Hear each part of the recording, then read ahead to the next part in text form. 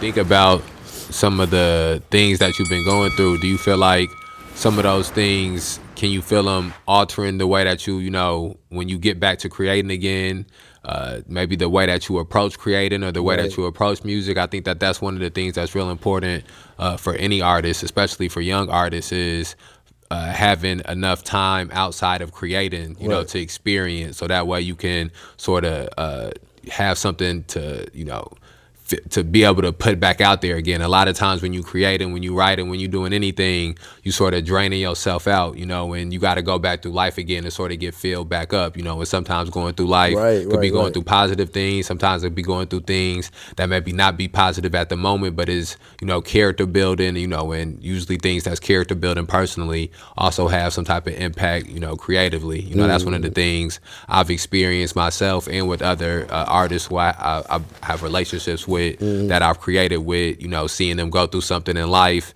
and then seeing the way that going through that, you know, a lot, because a lot of times one of the things I think that life really teach you is like patience. And one of the things that's really important for an artist, you know, is patience and pacing. And Right. I Right. think that's one of the things that's a lot of times underestimated about having a desire to be an artist, is just how patient you got to be in between create, not even just the process of creating something, but also maybe the process of the thing that you creating, you know, getting validation from it, you know, and being able to create something and also be able to feed yourself from the thing that you're creating. Right. You know, all of these things is really a testament of patience. Right. And so I've seen people go through things in real life that sort of teach them patience, Right. and seeing how they come back as an artist and like their patience pays off. And I can see that, you know, they more patient when they creating a song, they more patient when they creating a project, they more patient when they own the song, and it manifests really in them being a better version of themselves as an artist. You know, I think that people, you know, go through maturation processes, you know, outside of whatever they create, and then they go through maturation processes in what they create. And hopefully, you know, I think that as I've gotten older, I've appreciated artists who have gotten older, and not only have they gotten older and matured as a person, but they've gotten older and matured artistically. Right. You know, and I can listen to them.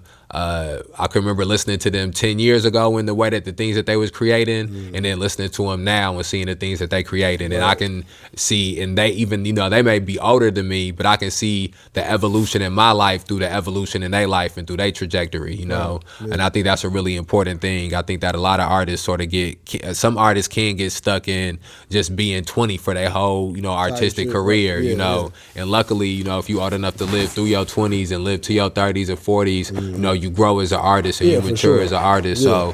So do you feel like some of the things you're going through personally, you can see them having like a positive impact on you as a creative? Of course. Yeah. Yeah. It got a positive impact on me now. You know what I mean? Right. But it's just, I just gotta lock in, bro. Right. You know what I mean? I gotta lock in. I gotta stop playing. I gotta get to it, bro. You know what I'm saying? I just, like I say, I be kind of fucking off a little bit. You feel me? Right. Just getting too comfortable. You know what I Right. mean? Motherfuckers like the music. Oh, okay, you know it's good. Just getting too comfortable, bro. Like that shit don't stop there. You know what I'm saying? Like it don't, bro. But I'm gonna be real with myself. Like I need to do more. You know what I'm saying?